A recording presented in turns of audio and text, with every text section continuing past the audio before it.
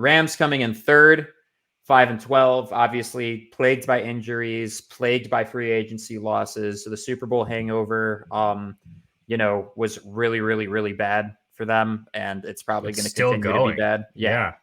They're You got to they're decide as a yakking in the Rams toilet. fan, was it worth it? Was it worth it to have all the glory and the ring? It's worth it. It's worth it. It's always I mean, worth it.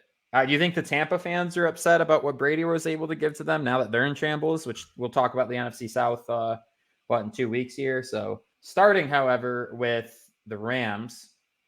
Look, Mark, what is this? Matt Stafford interception. The fact that his odds so, he has minus odds to throw a pick, John. It's so not great. I was going to get into this to start. I was like, all right, so obviously Mark picks out a lot of the highlights and film that we do for these videos.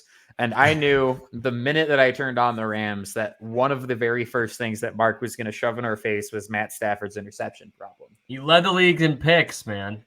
He led the league in picks. He was on track to do it again until he got hurt. Like, that's a problem. That's a huge problem on a team that doesn't have the same, like, overall weapons and defense that they had when they made that Super Bowl run. Yeah, because if it's following Brady's track, this is probably likely to be his last season. His wife is calling for it, and he tends to listen to her, her opinions pretty closely.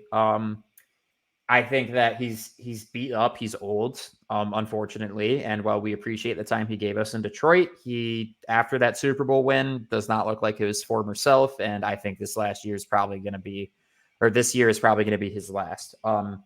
And yeah, interceptions were a problem last year. Offensive line, the Super Bowl year. Yeah, and the offensive line is not doing him any favors either. So that's another thing to consider. It's going to be rough for the Rams offense, honestly. I would expect a whole lot of, Matthew Stafford to Cooper Kupp. And then when that doesn't work, I don't know what the hell else you're going to do for the rest of your offense for the most part. That's kind of what it was turning into last season already. And then both got injured. And then they didn't really have a whole lot going for them the rest of the season.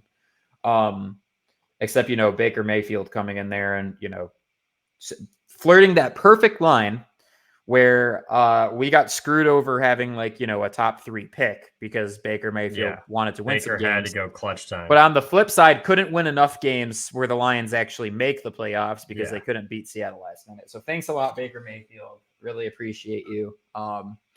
But yeah, pretty rough there, obviously. Definitely a problem last season for him. Now I don't only show the negatives. This is his no look pass in the Super Bowl. I'll say one of the best passes considering the circumstances on a game-winning Super Bowl drive of all time. There's no look passes that we see Rodgers do, that we see Mahomes do, that we've seen Stafford do a million times. That's like, oh, that was awesome. And it's on SportsCenter and they talk about it and they show highlights of it. To do it with the game on the line, driving to try to win the Super Bowl with those stakes. This is the kind of crazy shit that is the same reason I hate Matthew Stafford and talk about him not being elite, because the fact that he was willing to do this in this moment of the game, it's so risky, it's not even funny. But the fact that it works makes him look like he's got balls of steel. He also popularized, the sidearms that Mahomes does all the time. He did. But, back then he was getting MF'd all the time for taking the risks on those sidearms. As he should, because he does it. There's times where it's necessary, and there's guys that can do it at a high clip consistently. He wasn't one of those guys for a lot of his career. He was kind of doing it just to do it. But I'm telling you, to give him his flowers while he's still playing, this was one of the best throws I've ever seen. Yeah, and I mean, watching this moment live was just incredible. I mean, seriously, as Mark said, like one of the more iconic passes in all of Super Bowl history. I think a lot of people will remember this play for a very long time. And when I think of Matthew Stafford, I think of no-look passes and some crazy-ass sidearms and him hauling it to Calvin Johnson in triple coverage. I don't think of the high interception rate.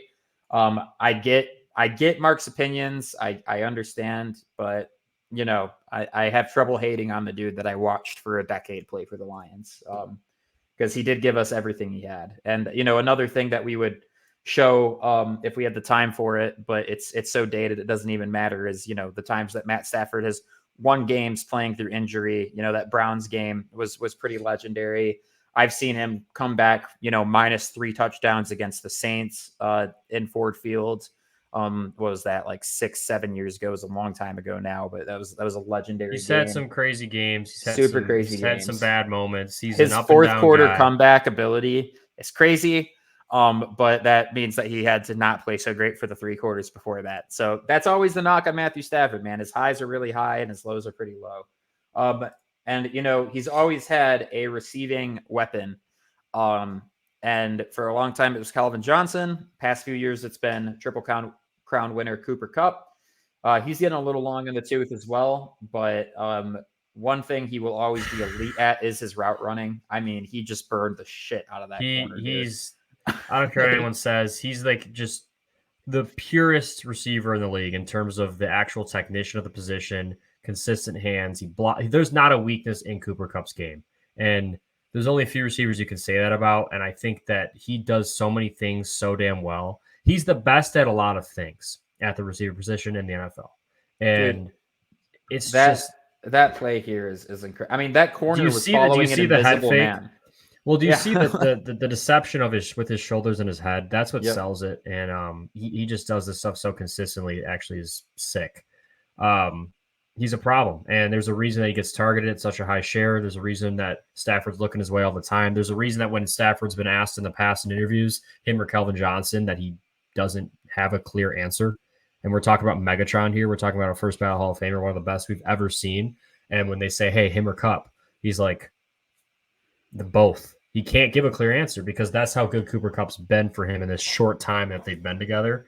And it's nothing against Calvin Johnson. No, it's everything the for Cooper Kupp. Yeah, the compliment. And this guy doesn't get enough credit, man. He doesn't get enough credit. Again, last year before his injury, he was the number 1 player in fantasy football. He was on track to win the Triple Crown with by even a larger margin than he won at the year before. And the Rams weren't as good as a team, and he was doing that. They were not as good weapon-wise, and he was still on track to do that. So I don't want to hear any slander about Cooper Kupp. One thing the Rams have is this dude, and that ain't going anywhere. Yeah. So if he stays healthy, he's an absolute problem for anyone they play against. 100%. And with as shitty as the Rams offensive line is, I think that they still, are going to be competitive because they got Stafford, they got Kupp, and they got McVay scheming, and he'll figure it out to at least exactly. Play and one thing I'll point out, John, before we move into the 49ers here is if you're worried, if you're a fantasy player and you're worried about, hey, Cooper Kupp's the only guy on this team, like they're just going to double him, he's going to be hard for him to get open. McVay does a great job of moving him around, motioning him, and having him line up at a different spot every single play. So it's really hard to double somebody that's moving like that because you don't know where he's going to be on any given snap, and you don't know if he's going to motion, and if you don't know if he's got double moves or option routes. Because Cooper Kupp reads defenses just as well as the quarterback does. So he's going to find soft spots in zone. He's going to know what he has to run on certain option routes to get open. He's going to know how he has to stem and attack different defensive backs. So because of how smart he is and because of how smart McVay is, I wouldn't worry too much about stuff like that. Yeah, I mean, I personally, and you can go look at our fantasy episode if you want more information on kind of Mark and I's opinions. I personally wouldn't see him as like a first round wide receiver because of just there are risks. There's risk of him being the only weapon. There's risks of him, with injury, the fact that, the Rams aren't going to be as good of a team this year. And I tend to favor, really solid offenses that score a lot of points, that get the ball around to a lot of people.